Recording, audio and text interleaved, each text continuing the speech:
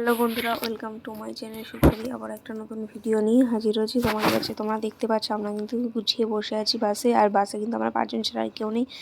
আর আমি একটু সবাইকে বলছিলাম একটু তাকাও, আমরা একটু ভিডিও করছি। আর আসল কথাটাই বলি, আমরা কিন্তু গুলমার্গের উদ্দেশ্যে রওনা দিয়ে দিয়েছি। আর তোমরা দেখতে পাচ্ছ সাইডে প্রচুর গাছ, সবুজ অরণ্যে ভরা, আর তার মাঝে মাঝে সাদা সাদা বরফ পড়ে আছে। আমি খুবই এক্সাইটেড ছিলাম বরফ দেখার জন্য, কারণ এর আগে যে কটা পাহাড়ে গিয়েছি, যে কবার পাহাড়ে গিয়েছি বরফ আমি পাইনি। আমি এই জন্য বরফটাকে আমি খুবই মিস করি, যে বরফের মধ্যে যাব, একটু লাফাঝাপি করবো, নাহলে মজাটাই আলাদা, তাই না? তো বরফ দেখতে দেখতে আমরা কিছুটা ওপরে এলাম। আর ওই কিছুটা ওপরে আসার পর তোমাদের এই দৃশ্যটা না দেখালেই নয়, অবশ্যই তোমাদের দৃশ্যটা দেখানোই দরকার। কারণ দেখলাম কি, দেখো, মানে অনেকটা উঁচুতে আসার পর নয় যে, মানে সবুজ অরণ্যের মধ্যে যে একটা সাদা সাদা বরফ পড়ে আছে মাঝখানে, এত সুন্দর লাগছে দেখতে। তাই তোমাদেরকে দেখাতে আমি বাধ্য হলাম যে তোমরাও দেখো, এত সুন্দর লাগছে দেখতে। তোমরা জাস্ট দেখো, আমি জুম করে তোমাদের দেখানোর চেষ্টা করেছি, জানি না কতটা পেরেছি। আশা করি তোমাদের ভালো লাগবে। তো যারা এখনও কাশ্মীর আসেনি তারা অবশ্যই কাশ্মীর এসে ঘুরে যেও, তোমাদের সত্যি খুব ভালো লাগবে। আর সবচেয়ে বড় কথা হচ্ছে যে বলেন যে কাশ্মীর ভূস্বর্গ, সত্যি ভূস্বর্গ। কাশ্মীর ভূস্বর্গ বলছেই কারণ এত সৌন্দর্যের জন্য, মানে প্রাকৃতিক সৌন্দর্যে এত ভরা, ভরপুর হয়ে আছে যে কি বলবো। আর এখানে আমি একটা জিনিস দেখলাম, পাহাড়ে প্রত্যেকটা প্রত্যেকটা জায়গায় এত সুন্দরভাবে গাছগাছালিগুলো আছে, ফুল গাছ বিভিন্ন ধরনের, যেগুলো আমাদের এখানে হয় না, শহরের দিকে, কলকাতার দিকে হয় না, কিন্তু এই পাহাড়ের দিকে গেলেই বোঝা যায় বাহারি ফুল, কত ধরনের ফুল। আর আমরা এখানেও শুনছিলাম যে এখানে নাকি সেপ্টেম্বর, আগস্ট সেপ্টেম্বরের দিকে, এটা আপেলের সিজন, তো ওই সময়টাতেও নাকি ফুলের সৌন্দর্য, কাশ্মীর এক এক সময় এক এক রকমের সৌন্দর্য। তো যাই হোক, তোমাদের সাথে কথা বলতে বলতে দেখো আমরা রোপের লাইনে দাঁড়িয়ে পড়েছি। আর এদিকে ও দেখো, দেখো আমার গায়ে বরফ ছুঁচ্ছে, কিন্তু ওর গায়ে বরফ ছুঁতে পারছি না আমি, কারণ পুচকে ওর কোলে আছে। তাই আমি ওকে বলছিলাম যে দাঁড়া, আমিও তোকে বরফ ছুঁড়বো। আরে দাঁড়াও দাঁড়াও, আমি ওকে তুই করে বলি, সেটা তোমাদেরকে একটু মিটিয়ে দিই। কারণ আমরা দুজন, বলতে পারো দুই বোনও বলতে পারো, ফ্রেন্ডস তো অবশ্যই বলতে পারো, আমরা দুজনে খুব ক্লোজ ফ্রেন্ড। আমরা সেটা আমরা নিজেদেরকে বুঝতেই দিই না, আমরা খুব বন্ধুর মতনই মিশি।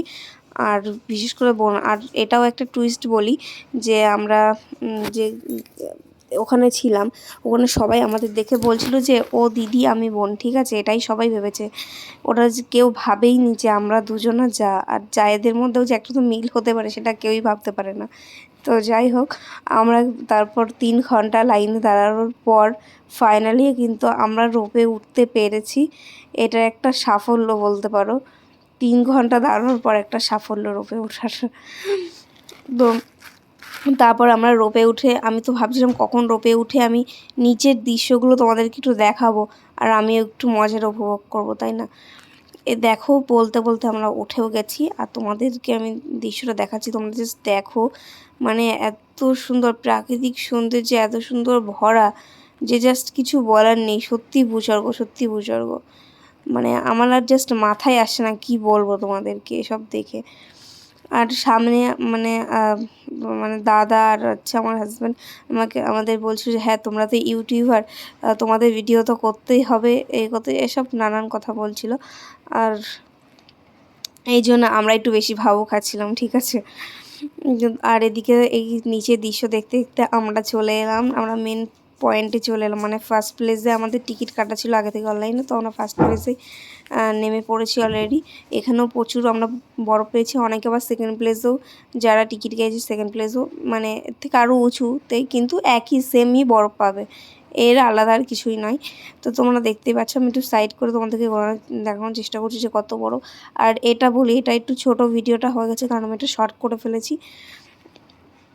কারণ না, আমি তখন হেলিকপ্টার যাচ্ছিলো, তো আমি আর করতে গিয়ে ভুল করে শর্ট করে ফেলেছি, কারণ শর্টেও তো একটু ছাড়তে হবে, তো সেই কারণে যাই, তোমরা কিছু মনে করো না, এটাকে ইগনোর করো। আর তোমরা দেখতেই পাচ্ছ এখানে প্রচুর কত মানুষ, আর ওপাশে দেখলে তাঁবু টাঙানো, ওইখানে কিন্তু সব খাবারের দোকান। আর এই দেখো দেখো দেখো, এই দেখো হেলিকপ্টার যাচ্ছে। আর আমার তো খুব হেভি মজা লাগছে, যে তোমাদের কী বলবো, আমার তো আসতে ইচ্ছা করছিল না এখান থেকে, বিশ্বাস করো, মনে হচ্ছিল আমি এখানে থেকেই যাই। আর বলি এখানে কিন্তু সত্যি কথা বলতে যতটা ঠান্ডা মানে ভেবেছিলাম যে ঠান্ডা লাগবে, ততটা ঠান্ডা কিন্তু লাগেনি, বরং গরমই লাগছিল। হয়তো ঠান্ডা লাগতো কারণ হাওয়াটা ছিল না, হাওয়া যদি থাকতো তাহলে ঠান্ডা লাগতো, আর ঠান্ডা লাগতো তো আমরা ওখানে বেশিক্ষণ দাঁড়াতেই পারতাম না, রোদটা ছিল বলে। তো আমরা এই প্রাকৃতিক সৌন্দর্যটাকে খুব অনুভব করলাম, তাই তোমাদেরকেও একটু দেখানোর চেষ্টা করলাম। আশা করি তোমাদের ভালো লাগলো ভিডিওটা। আর হ্যাঁ বলি, ওখানে কিন্তু আমরা প্রচুর রিলস বানিয়েছি। অনেকে শাড়ি পরে, এখন খুব ট্রেন্ডে চলছে না, শাড়ি পরে সব রিলস বানাচ্ছে, অনেকে শাড়ি পরেও রিলস বানিয়েছে। কিন্তু আমরা খুব আফসোস করছিলাম, আমরা তো কোনো শাড়িই নিয়ে যাইনি, তাই রিলস বানাবো কী করে। হ্যাঁ না না না, রিলস বানিয়েছি, কয়েকটা রিলস বানিয়েছি। তো তারপর বলি ওরা মানে আমার যা আর দাদা ওরা পুচকুকে নিয়ে আগে চলে গিয়েছিল, কারণ ও পুচকু না খুব কান্নাকাটি করছিল, লাস্টে ও খিদে পেয়েছিল, তো সেই কারণে তা আমরা বললাম যে তোরা চলে যা, আমরা পরে যাচ্ছি। তো আমি আর আমার হাজব্যান্ড আমরা পরে আমি বেরিয়েছি। তো পরেরটাতে এলাম রোপে। তো দেখো আসার সময় আমি কিছুটা ভিডিও তোমাদের সাথে আমি তুলে ধরার চেষ্টা করলাম। দেখো আসার সময় মানে দৃশ্যটাও একটা আলাদা, মানে যাওয়ার সময় দৃশ্য একটা আলাদা, আসার সময় দৃশ্যটাও একটা আলাদা। তাই ভাবলাম তোমাদের সাথে একটু শেয়ার করি। সত্যি এটার মানে কিছু বলার নেই। এই যে কত বড় একটা পাওয়া, যে কি বলবো, মানে খুব এনজয় করেছি গুলমার্গে। আমার মানে মনে হচ্ছিল আমি এখানে থেকেই যাই, আবারও বলছি আমার খালি মনে হচ্ছে আমি এখানে থেকেই যাই, এরকমই মনে হচ্ছিল। তো তারপর আমরা প্রায় নেমেছি তখন 4:30-5টা বাজে এরকম। আর এই ছিল আজকে আমার ভিডিও, গুলমার্গের ভিডিও। কেমন লাগলো তোমরা কিন্তু অবশ্যই কমেন্ট করে জানিও, আর ভালো লাগলে অবশ্যই লাইক শেয়ার কমেন্ট, আর হ্যাঁ সাবস্ক্রাইব করতে কিন্তু একদম ভুলো না।